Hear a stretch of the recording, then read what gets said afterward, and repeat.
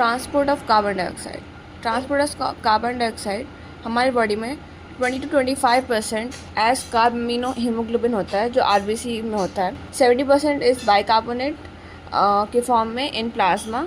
And 7% is dissolve state in plasma. तो जो 20 to 25% वाला हिस्सा है कार्बामिनो हीमोग्लोबिन के जो वाया होता है, तो एट टिश्यूज़ जहाँ पे PCO2 मतलब पार्शियल प्रेशर ऑफ CO2 ज़्यादा होता है compare to partial pressure of O2, और वहाँ पे H+ एंड टेम्परेचर भी हाई लेवल में होते हैं, तो वहाँ पे ये सब कंडीशंस फेवरेबल होती हैं for the formation of carbamino haemoglobin. तो जब कार्बन डाइऑक्साइड और हीमोग्लोबिन का मॉलिक्यूल जो कि आरबीसी में होता है वो मिलते हैं और फॉर्मेशन करते हैं कार्बामिनो हीमोग्लोबिन का, एंड देन वो एज कार्बामिनो हीमोग्लोबिन ही ट्रांसफ़र होता है और फिर जाके एल्वेओलाई में जहाँ पे PO2 ज़्यादा होता है PCO2 कम होता है, तो वहाँ पे डिसोसिएशन के फैक्टर्स फेवरेबल हो जाते हैं और dissociation of CO2 from haemoglobin, तो वहाँ पे एल्वेओलाई पे जाके वो CO2 को डिलीवर कर देता है। CO2 trapped as carbonic acid H2CO3 in the tissues is released as carbon dioxide CO2 in alveoli to lungs। तो मतलब H2CO3 के फॉर्म में कार्बोनिक एसिड की फॉर्म टिश्यूज़ में होता है, एंड देन वो रिएक्शन करके कार्बामिनो हीमोग्लोबिन बना के एंड CO2 जो ट्रैप्ड एक्चुअली टिश्यूज़ में H2CO3 की तरह थी वो CO2 बन के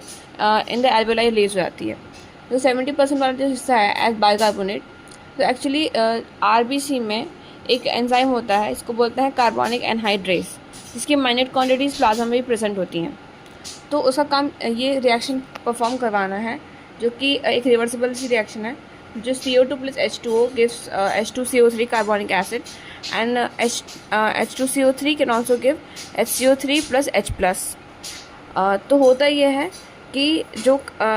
H2CO3 कार्बोनिक एसिड जो कि टिश्यूज़ में है वो जाता है आरबीसी में, और आरबीसी में उसकी जो रिएक्शन होती है तो उसमें HCO3 और H+ का फॉर्मेशन होता है, जिसमें से HCO3 बाहर निकल जाता है और वो प्लाज्मा में चला जाता है, और प्लाज्मा से क्लोराइड आयंस शिफ्ट हो जाते हैं आरबीसी में, उसको क्लोराइड शिफ्ट बोलते हैं।